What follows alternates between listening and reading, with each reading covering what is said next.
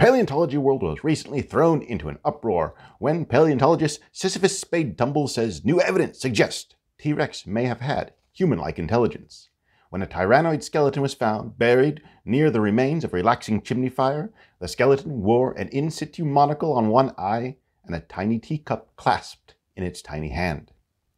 Bitter rival Dr. Bland Comeuppance disputes the claim, saying, quote, "The monocle was not prescription, clearly a prop, and the teacup contained remains of Earl Grey, not Yorkshire gold, proving the contentious bones belonged to a Trekkie poser T-Rex with no more intelligence than some paleontologists I know," close quote. Both paleontologists have agreed to sort out the truth of the matter, provided they can agree on an alley dark enough and agree upon what weapons. That's the important question of the day. Or is it? Or is the real important question, if pumpkins were to obtain titanium armor and come tumbling down the slopes of Mount Alamode, would the crossbowmen of Backyardia be able to stand against such a mighty force? Before we find out if a patch of pillaging pumpkins can be fended off by a troop of brave Backyardian crossbowmen, we must find out about our sponsor, Cloak and Dagger Stab-Proof Pillows. Do you enjoy the sleep that soothes? Do you enjoy sweet nature's tired restorer? Well, Cloak and Dagger Stab-Proof Pillows has created the revolutionary memory foam Kevlar-filledium alloy padded pillow, capable of fending off even the most stoutly heaved ice picks. Be one of the first 20,000 to order now, and we'll include a free snorkel kit to prevent snuffing attacks. Cloak and Dagger Stab-Proof Pillows, helping you rest in peace. Now let's get to the field and find out. We're going to start out with some lower powered crossbows and then work our way up and see what is required to actually pierce this armor, if we have anything that can do it. Titanium is kind of a mystery metal to me. I don't really understand its properties. I kind of understand steel. I kind of understand aluminum. Titanium, you always hear different things, and the different grades end up being kind of contradictory. This is allegedly grade 5. I'm not entirely sure what that means, to be honest, but that's what we're testing today. The armorers of the world, they always give everything in millimeters, and so I have that here. 1 millimeter tends to be what's on arms and legs. So they always say that that's thinner, and that's what we have here. And then breastplate armor ends up being in about the 2 millimeter thickness, and that's what I have here. So this one is going to represent limb armor, and this will represent the breastplate. So if either of these do better than other tests have shown, then this would potentially be very good, because titanium does have the same volume of titanium is going to be lighter than the same volume of steel. So if this volume of titanium works just as well as an equal size piece of steel, then it'll be actually an improvement, albeit probably very expensive. Anyway, let's get to the field and see what we find out.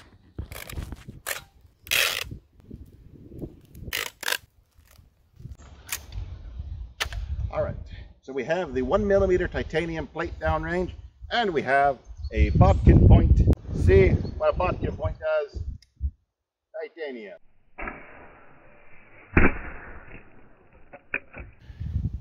And here is our plate. Not much damage, actually. The point is not terribly malformed, and that's enough to be uncomfortable, but not enough to kill you.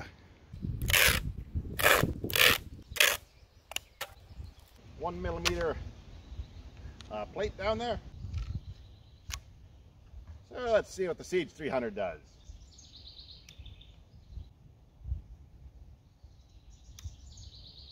I need more motivation here. One moment.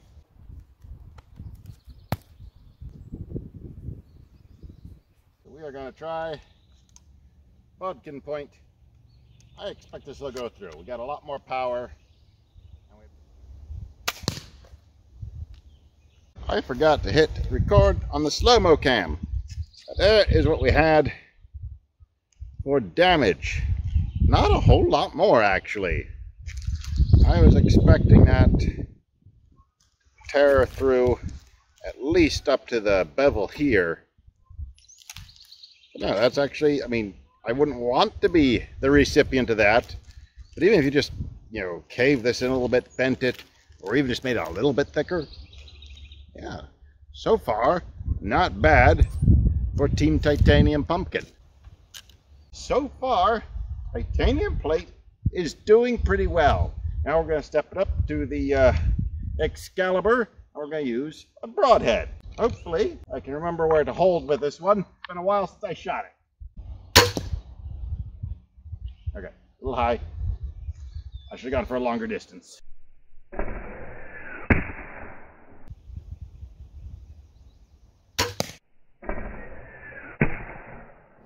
Yeah, she's dead, Jim. Operation was a success, but the patient died.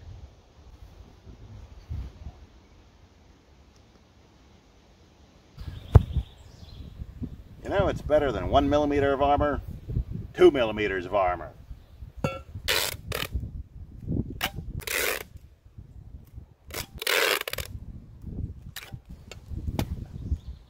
this sort of testing is a thing you would want to have happen. You see the old drawings and discussions about how crossbow makers and armorers would test their items against each other.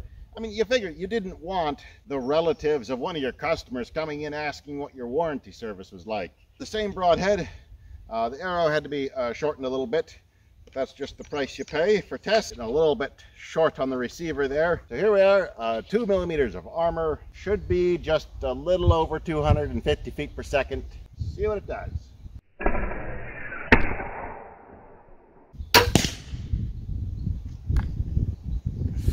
That made a nice thump. Arrow-studded armor. That is going to be a pain to get out. So I'm going to go extract this. I'm going to go up in power. It's the Carbon Express Heritage with Bulldog 440 limbs.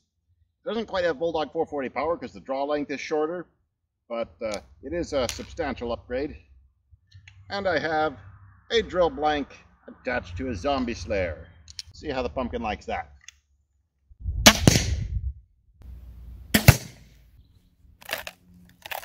I was expecting this to go through. The point is actually still sharp. You could see it's actually peeling that up right there. So yeah, I was thinking this was going to go through for sure, but it did not. I have one last question about the amount of force being absorbed by the target from these projectiles. So I have Carbon Express and a broadhead. Let's see if this shows us anything.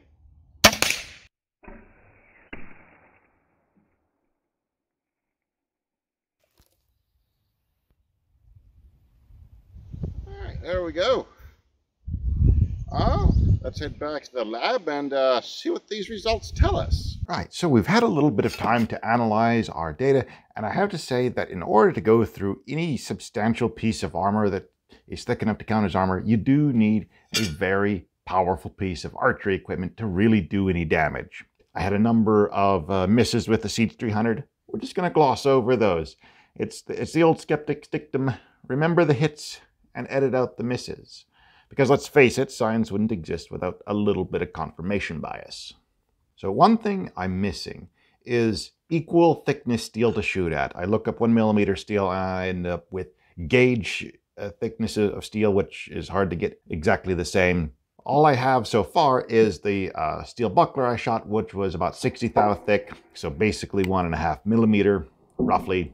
And that did succumb to my medium power large crossbows, the Excalibur and the Carbon Express, before it was upgraded with the heavier limbs. It did stop broadheads from going all the way through, but only barely, but it did not stop bodkin points. Also, I'm doing this with modern archery equipment with modern steels and modern points. One thing I am very impressed with is these Vantage Point archery points. This one's a little blunted right now, but it's been smashing into titanium for a living for the last few days. It's doing great versus, say, this space age steel malarkey that, yeah, someone messed up on the heat treat and now it's bent. I wish I could convey a little more how much force is being put onto these.